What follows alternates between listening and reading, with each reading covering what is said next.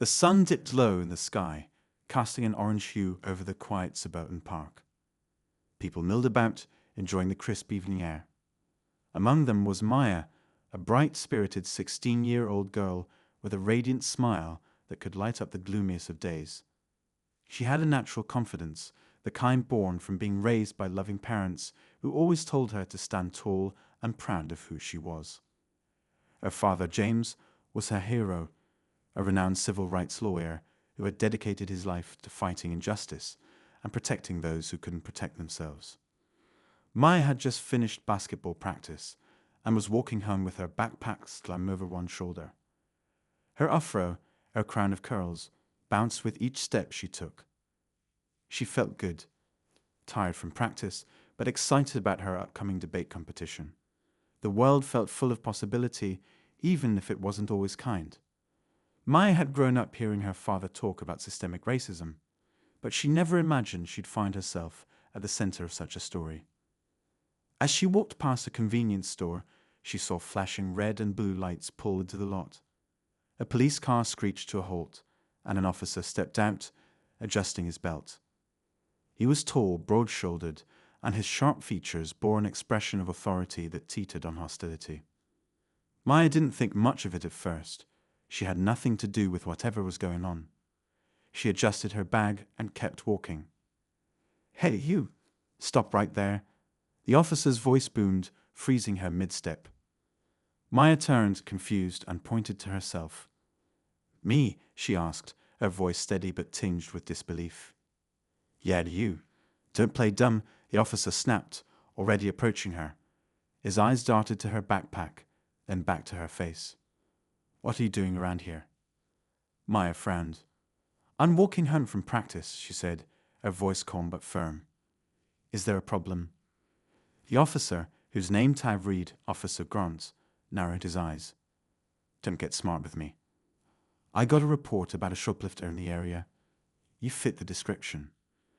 Maya blinked. "Shoplifter? I didn't steal anything. I've been at the school gym for hours." But her explanation seemed to fall on deaf ears. Officer Grant stepped closer, his hand resting on the holster at his side. "Turn around and let me see what's in the bag." Maya hesitated, unsure of what to do. She had always been taught to cooperate with the police, but something about the officer's tone made her stomach churn. "I know my rights," she said carefully. "You can't search my bag without probable cause." Officer Grant's face darkened, and his lips curled into a sneer. "Probable cause? Don't give me that nonsense. Hand over the bag or things are going to get ugly." Maya stood her ground, her heart pounding in her chest. "I didn't do anything wrong," she said, her voice shaking slightly. "You have no reason to treat me like this." But before she could say another word, Officer Grant grabbed her arm, yanking the bag from her shoulder. Maya cried out in shock, and people nearby began to turn their heads, murmuring among themselves. A small crowd started to form, their faces a mix of curiosity and concern. As Officer Grant rifled through her belongings, Maya felt a wave of humiliation wash over her. She wanted to cry, but she refused to give him the satisfaction. "See, nothing," she said through gritted teeth, trying to keep her voice steady. But Officer Grant wasn't done. "Empty your pockets," he barked, ignoring the growing crowd. Maya's hands shook as she pulled out her phone and a few crumpled dollar bills. "That's all I have," she said, her voice barely above a whisper. The officer's eyes scanned her from head to toe, and then, as if to assert his dominance further, he reached for her hair. "What's this, huh? Hiding something in there." Maya's breath caught in her throat. "Don't touch my hair," she said, stepping back instinctively. But Officer Grant wasn't listening. With one swift motion, he grabbed a handful of her curls and sneered. "We'll see about that." The crowd gasped, and someone pulled out a phone to start recording. Maya's cheeks burned with a mix of rage and shame. She tried to pull away, but the officer tightened his grip. "Let go of me," she shouted, her voice breaking. And then in the distance a car door slammed. A tall, commanding figure strode toward them with purpose. The crowd parted, and Maya's heart leaped as she recognized him. It was her father, James.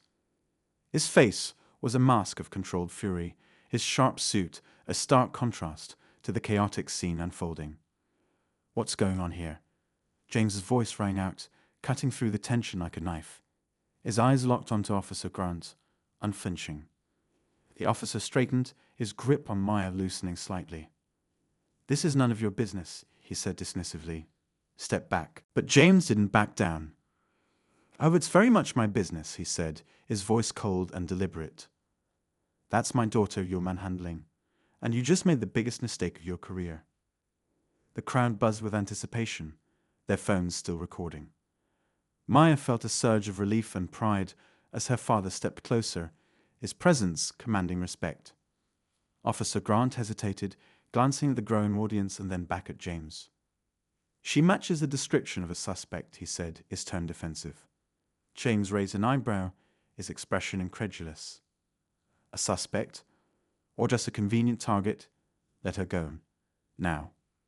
For a moment, the air was thick with tension. The officer's hand hovered uncertainly, and the crowd waited, holding their breath. Maya looked up at her father, her eyes brimming with unshed tears, knowing that whatever happened next, she wasn't alone. Officer Grant's hesitation only lasted a second, but it felt like an eternity to Maya. The tension between him and James was palpable, like a taut wire threatening to snap. The officer's jaw clenched as he looked at the man standing before him. Calm, unwavering, and clearly someone not to be trifled with. Still, Grant wasn't ready to back down. "She's a suspect. I'm doing my job," the officer said stiffly, though his grip on Maya's arm finally loosened. "I've got every right to question her." James didn't raise his voice, but his words were sharp as a blade. "Your right doesn't include grabbing a child and humiliating her in front of a crowd without evidence. If you have questions, you ask them properly. You don't assault her." The murmurs in the crowd grew louder. A few people shifted uncomfortably, while others continued recording, their phones capturing every second. Maya's heart raced as she looked around, realizing just how many people were witnessing the scene. It was both mortifying and oddly comforting. She wanted to say something, but her voice felt trapped in her throat. Grant shifted his stance, clearly unnerved by the attention but unwilling to admit fault. "Look, sir," he began, his tone edging toward defensive.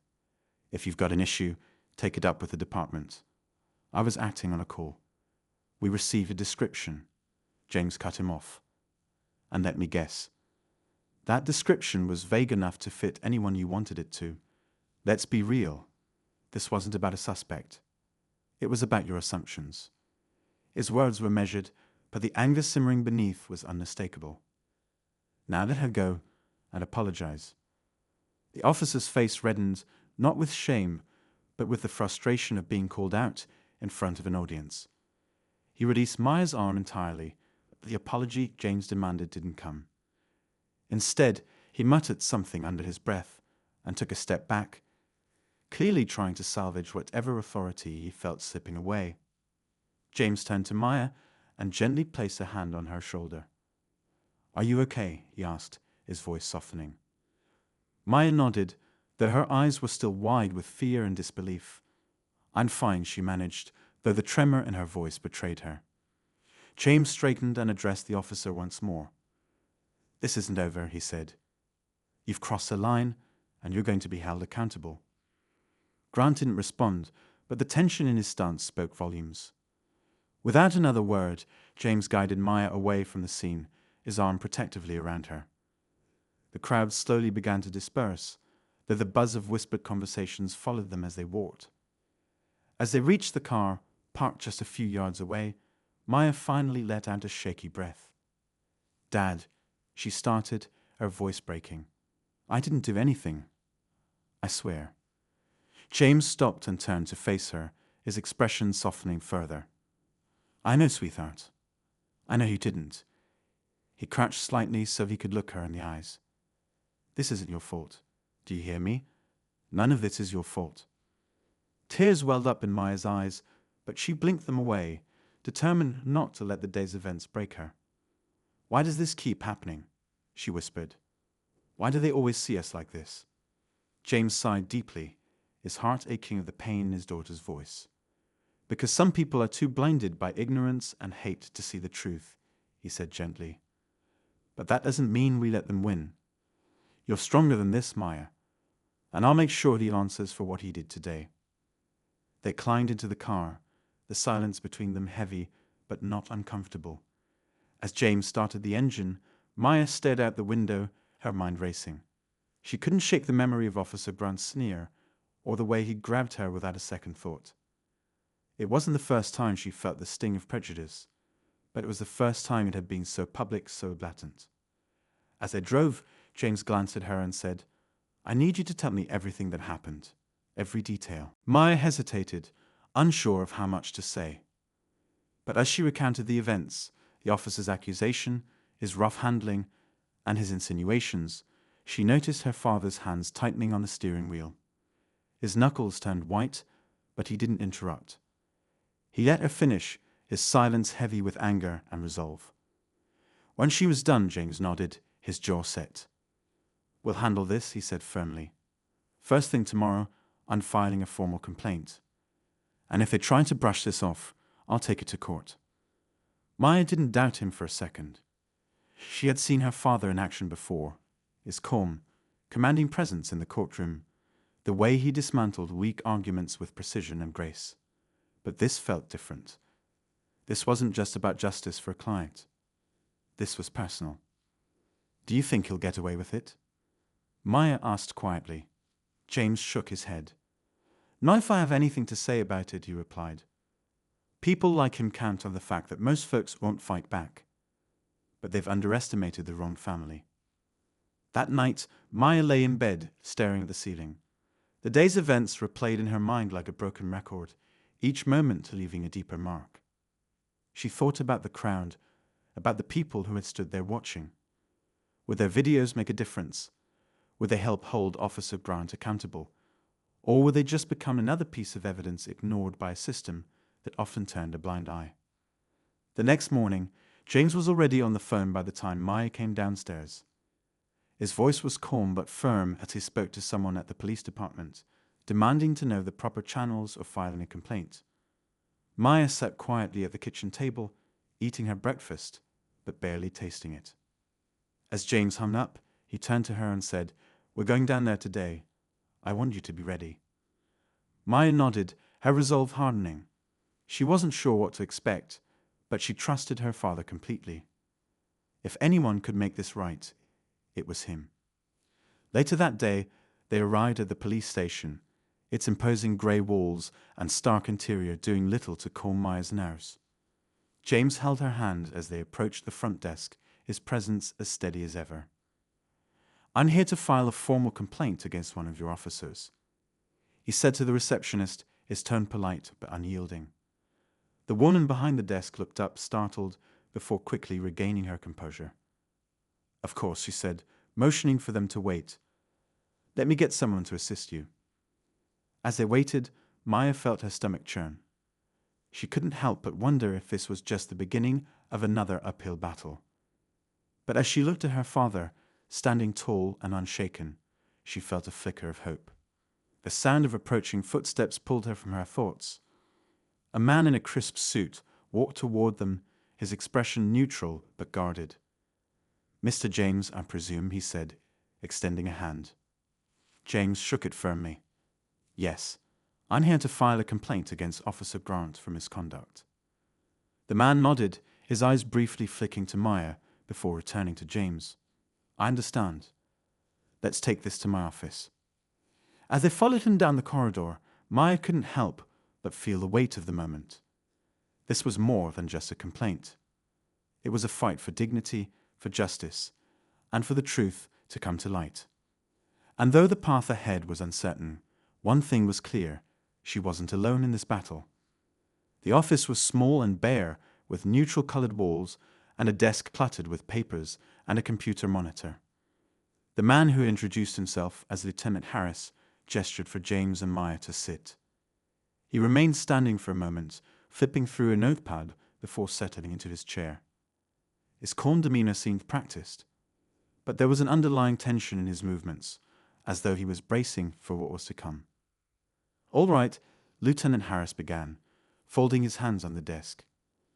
"Mr. James, I understand you're here to file a complaint against Officer Grant. I'll need as many details as possible so we can proceed appropriately." James leaned forward, his voice steady but resolute. "My daughter was wrongfully detained and publicly humiliated yesterday by your officer. He accused her of shoplifting without evidence, forcibly searched her belongings, and even went so far as to grab her hair in an unprovoked act of aggression. All of this happened in front of a crowd.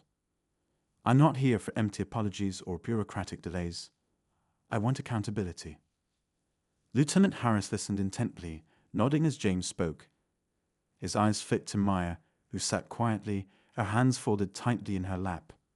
"Miss Maya," he said gently, "I know this might be difficult, but I need to hear what happened from your perspective. Can you walk me through what occurred?" Maya hesitated, glancing at her father. He gave her a reassuring nod, and she took a deep breath. "I was walking home from basketball practice," she began, her voice trembling slightly. "I wasn't near any store, but Officer Grant pulled up and stopped me. He said I matched the description of a shoplifter, but he wouldn't tell me what the description was. When I tried to explain I hadn't done anything, he grabbed my backpack and started searching it without asking." Her hands gripped the edges of the chair as she continued. "When he didn't find anything, he told me to empty my pockets, and then he grabbed my hair." Her voice cracked, and she quickly wiped at her eyes, trying to hold back the tears threatening to fall. "He said he wanted to see if I was hiding something in it." Lieutenant Harris' expression didn't waver, but there was a flicker of discomfort in his eyes. He scribbled notes on the pad in front of him, his pen moving quickly. "And this happened in front of witnesses?" he asked. James nodded firmly. "Yes. There are recordings of the incident. People were filming on their phones. I've already obtained copies from several of them." Lieutenant Harris' pen paused mid-stroke. He glanced at James, clearly registering the gravity of the situation. "I see. We'll need to review that footage as part of the investigation. Do you have it with you?" James pulled a USB drive from his pocket and placed it on the desk. "Everything you need is on there. I expect this to be handled swiftly and thoroughly." Harris nodded again, picking up the drive and slipping it into his desk drawer. "We'll take a look at it and conduct a full review of Officer Grant's actions. I'll be honest with you, Mr. James, this is serious. If what you've described is accurate, there will be consequences." Maya's stomach twisted at the word "if." It wasn't just the doubt implied. It was a reminder that even with evidence, justice was never guaranteed. She looked at her father, who remained composed but watchful, as though anticipating the next hurdle. As they left the station, Maya spoke up for the first time since the meeting ended. "Do you think they'll actually do something? Or are they just saying that to get us to leave?" James exhaled deeply, unlocking the car. "We can't rely on their goodwill, Maya. That's why we have to stay vigilant. I'll follow up, and if they try to sweep this under the rug, we'll escalate." The car ride home was quieter this time, but the silence was heavy with unspoken thoughts. Maya replayed the encounter in her mind, trying to push past the lingering shame and focus on her father's determination. She couldn't shake the feeling, though, that there was more to Officer Brunt's behavior than just a moment of prejudice. Later that evening, James's phone buzzed with a notification. It was an email from someone named Carla, one of the bystanders who had witnessed the incident. Her message was brief but pointed. "Hi, Mr. James. I wanted to share something I overheard after the officer left the scene. He was on his radio, talking about how he had to make an example out of someone. It didn't sit right with me, and I thought you should know." James read the message twice, his jaw tightening. He showed it to Maya, who looked up at him with wide eyes. "An example," she echoed. "What does that even mean?" "It means this wasn't random," James replied, his voice low. "He had a reason, whether personal, professional, or something else. But it wasn't about you. You were just convenient." The thought made Maya's stomach churn. She wanted to believe that it had been a one-off act of ignorance, a moment of misplaced authority. But the more she thought about it, the more questions piled up. Why her? Why then? And why had Officer Grant seemed so deliberate in his actions? Over the next few days, James worked tirelessly, contacting witnesses, reviewing the footage, and filing additional complaints with oversight committees. Maya tried to focus on school and basketball, but the memory of the encounter lingered like a shadow. Her classmates had seen the videos circulating online, and while most were supportive, the attention made her uneasy. One afternoon, as Maya sat in her room scrolling through her phone, she stumbled upon a thread discussing Officer Grant. The comments were a mix of outrage and speculation, but one post caught her attention. It was from a man claiming to have been stopped by the same officer months earlier. He described a similar experience: baseless accusations, aggressive behavior, and a blatant disregard for his rights. Maya's pulse quickened as she read the man's story. It wasn't just her. Officer Grant had a pattern, and she wasn't the only one who had been targeted. She quickly screenshotted the post and sent it to her father. James called her within minutes. "Maya, this is important," he said, his voice urgent. "If there are others, we need to find them. This could turn into something much bigger." The next few days became a whirlwind of activity. James reached out to the man from the post, who agreed to speak with him. Soon more stories began to surface. People who had been stopped, searched, and humiliated by Officer Grant without cause. The common thread was clear.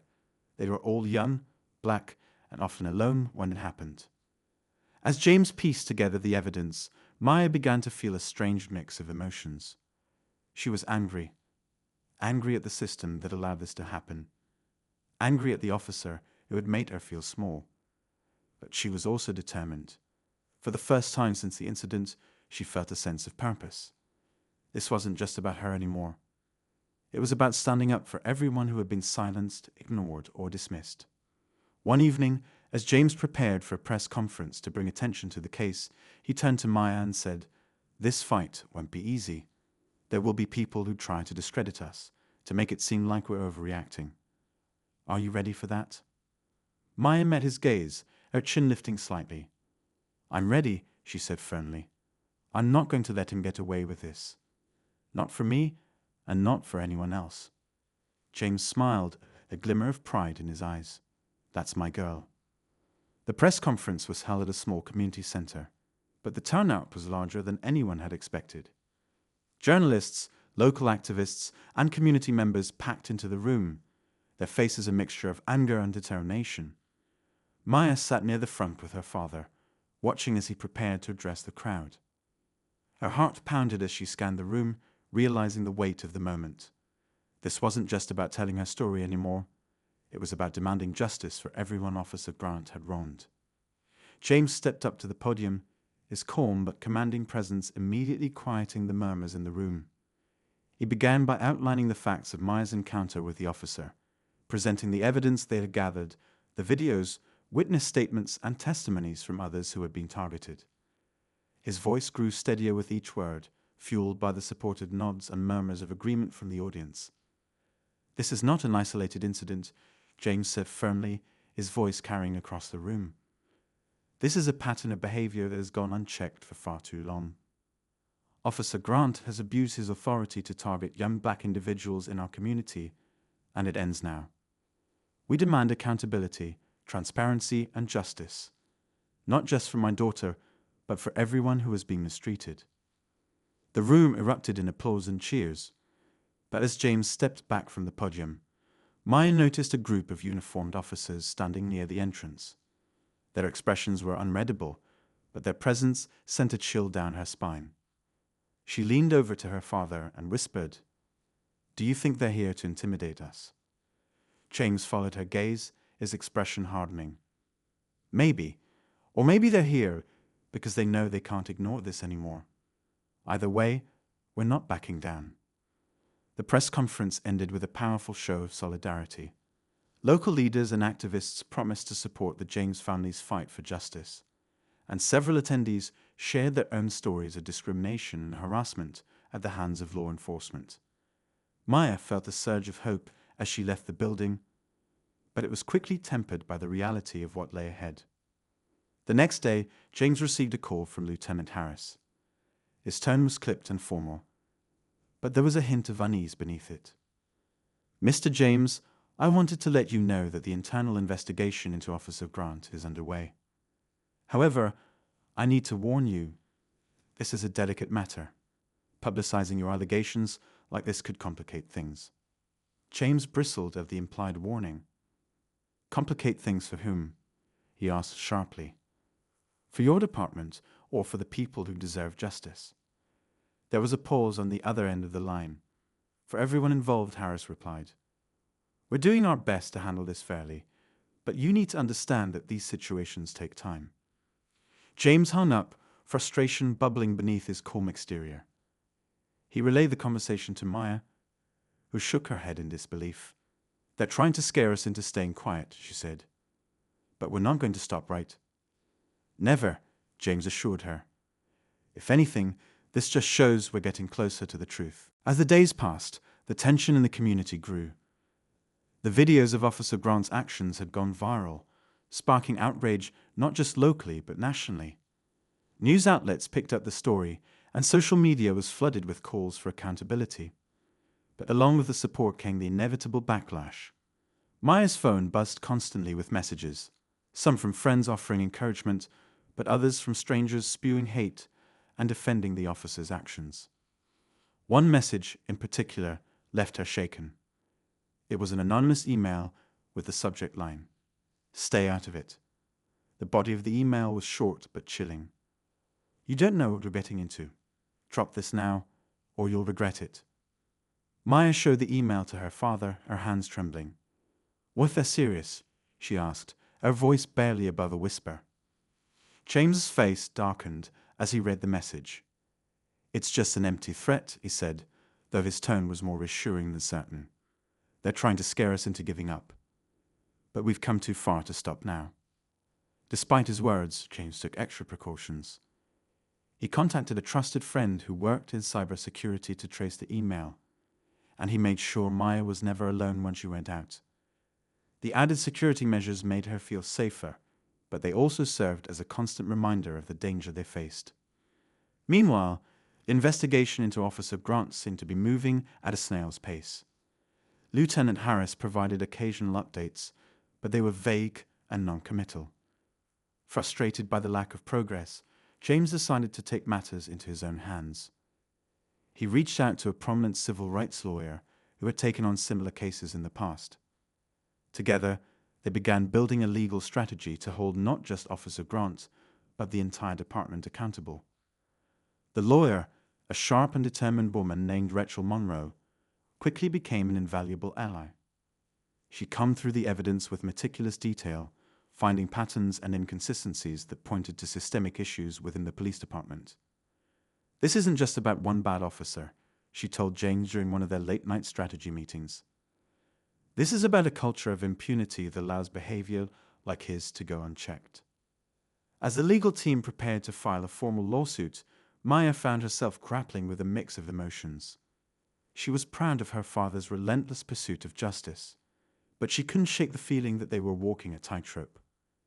Every step forward seemed to provoke more resistance, and the weight of the fight was beginning to take its toll. One evening, as she sat on the couch scrolling through social media, she came across a new video. It was footage of Officer Grant in another encounter, this time with a young man who was being detained on the side of the road. The video was blurry, but the audio was clear enough to capture the officer's harsh tone and the young man's protests. Maya's heart sank as she watched. It was more evidence of the same pattern, but it also reinforced the reality that Officer Grant had been operating this way for years. She forwarded the video to her father and Rachel, her hands shaking with a mixture of anger and sadness. The next day, James received a call from an unexpected source, a former police officer who had worked with Grant. The man, who identified himself as Officer Daniels, said he wanted to meet privately. "I can't say much over the phone," he explained, his voice low and cautious. "But I know things that could help your case. Meet me tonight, and I'll tell you everything." James agreed, that he couldn't ignore the unease creeping into his chest. He told Maya and Rachel about the call, and they urged him to be careful. "We don't know who this guy is or what his motives are," Rachel warned. "It could be a trap." But James' instincts told him otherwise. "If he knows something that can help us, we have to take the risk," he said. "This might be the breakthrough we've been waiting for." That night, James drove to the agreed-upon meeting spot, a dimly lit diner on the outskirts of town. As he walked inside, scanning the room for Daniels, he couldn't shake the feeling that he was being watched. The tension in the air was palpable. Every sound seemed magnified: the hum of the fluorescent lights, the clatter of dishes in the kitchen, the low murmur of conversation from the other patrons. Finally, a man in a faded jacket waved him over to a booth in the corner. "James?" he asked, his voice barely above a whisper. James nodded and slid into the seat across from him. "You're Daniels." The man nodded, glancing nervously around the diner. "Yeah. Look, I don't have much time. If anyone finds out I'm talking to you, let's just say it wouldn't end well for me." James leaned forward, his voice steady. "What do you know about Grant? Why does he keep targeting people like my daughter?" Daniels hesitated, his eyes darting to the door as though expecting someone to burst in at any moment. "It's not just him," he said finally, his voice trembling. "It's the whole system. They cover for each other, protect their own. Grant's just the worst of them because he knows he can get away with it. But if you dig deep enough, you'll find—" He stopped mid-sentence, his face paling. James followed his gaze and saw two men in dark suits standing at the entrance, scanning the room. Daniels stood abruptly, his chair scraping against the floor. "I can't do this," he muttered, backing away. "I'm sorry. I'm so sorry." Before James could stop him, Daniels bolted out the back door, leaving James sitting alone in the booth. His heart raced as he watched the men at the entrance exchange a glance and follow after Daniels, their movements deliberate and unhurried. James' mind raced with questions and fears, but one thing was clear: they were getting closer to the truth, and someone didn't want them to find it. James sat frozen in the booth, the sound of the diner's activity fading into the background as his mind raced. Who were the men who had followed Daniels? Were they connected to the police department, or was this something bigger than he'd anticipated? He glanced around, his instincts telling him to leave before he attracted attention. Sliding out of the booth, he exited through the main door, blending into the sparse crowd outside. The night air was cool and crisp, but it did little to calm his nerves. He glanced down the alley where Daniels had fled, but it was empty now. A lingering sense of unease settled over him. Daniels had been terrified, and his rushed words hinted at something more insidious than James had expected. He couldn't ignore it. There was a network of protection in place for officers like Grant, and exposing it might be far more dangerous than he'd imagined. When he returned home, Maya was waiting in the living room, her face etched with concern. She jumped up as soon as he walked through the door. "What happened? Did you meet him? What did he say?" James hesitated, running a hand over his face. "I met him, but it didn't go as planned.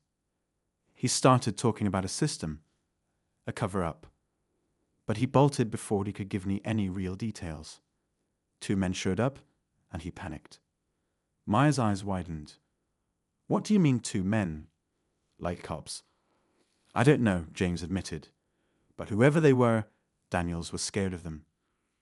Rachel arrived soon after, and James filled her in on what had happened. She leaned back in her chair, her expression thoughtful but troubled. "If what Daniels said is true, this isn't just about one rogue officer. It's about a system that enables and protects him. That's a lot harder to take on." "But we have to," Maya interjected, her voice firm. "If this is bigger than Grant, then it's even more important that we expose it." Rachel nodded, though her eyes were clouded with worry.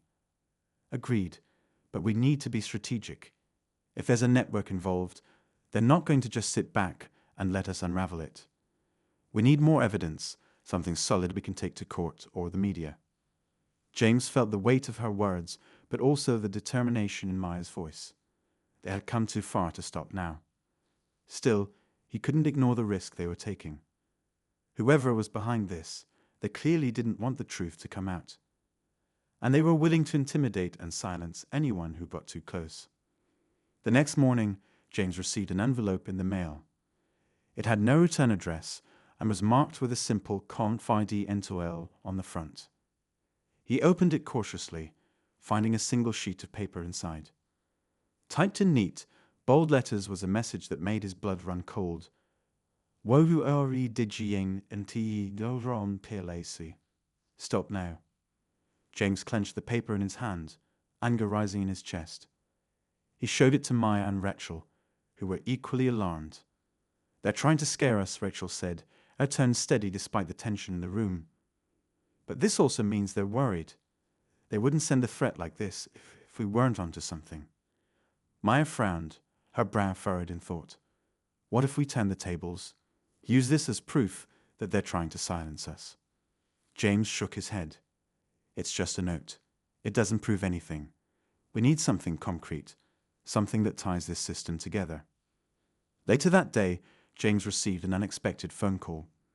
The number was unlisted, but he answered anyway, his curiosity outweighing his caution. A deep voice spoke on the other end, low and deliberate. Mr. James, I hear you're looking for the truth. Who is this? James asked, his grip tightening on the phone. Someone who knows what you're up against, the voice replied. If you want answers, meet me tonight. Downtown parking garage, level 3, midnight. James's first instinct was to refuse. It felt like a setup. But something about the caller's tone convinced him they had information he needed. After discussing it with Rachel and Maya, they decided to proceed but take precautions. Rachel insisted on coming with him, and Maya reluctantly agreed to stay behind. When James and Rachel arrived at the parking garage, the air was thick with tension. The space was dimly lit, the flickering fluorescent lights casting long shadows across the concrete walls. They parked near the entrance to level 3 and waited, their eyes scanning the area for any sign of movement. After a few minutes, a figure stepped out of the shadows, a woman, her face partially obscured by a hood. She approached cautiously, her hands visible to show she wasn't armed. James, she asked, her voice barely audible. That's me, he replied, stepping forward, but keeping a safe distance.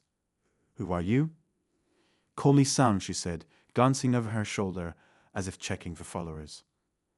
I used to work in the department. I know about Grant and the others.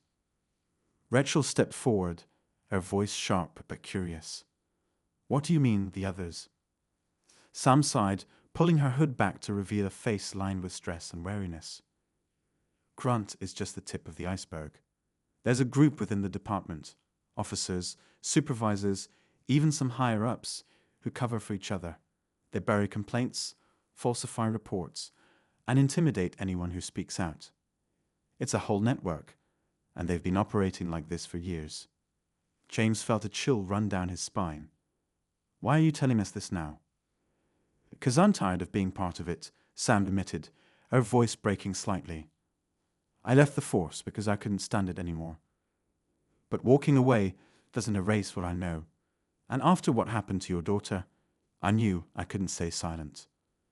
Rachel stepped closer, her eyes narrowing. Do you have proof? Documents, recordings, anything we can use? Sam hesitated, then reached into her bag and pulled out a small flash drive. This has copies of internal memos, emails, and records they thought they'd erased. It's not everything, but it's enough to start connecting the dots. James took the flash drive, his heart pounding. Why now? Why risk yourself like this? Sam's expression hardened. Because it's the right thing to do, but you need to be careful. If they find out I gave you this, they'll come after both of us. As Sam turned to leave, Rachel called out, Wait, what about Daniels? Did you know what happened to him? Sam froze, her shoulders tensing. Daniels was trying to expose them too. That's why he ran. If they'd found him. She trailed off, the implication clear. With that, she disappeared into the shadows, leaving James and Rachel standing in the dimly lit garage. The stakes had just been raised, and the weight of what they were about to uncover pressed heavily on their shoulders. They had the evidence in their hands, But what they didn't know was how far the people protecting Grant would go to keep their secrets buried.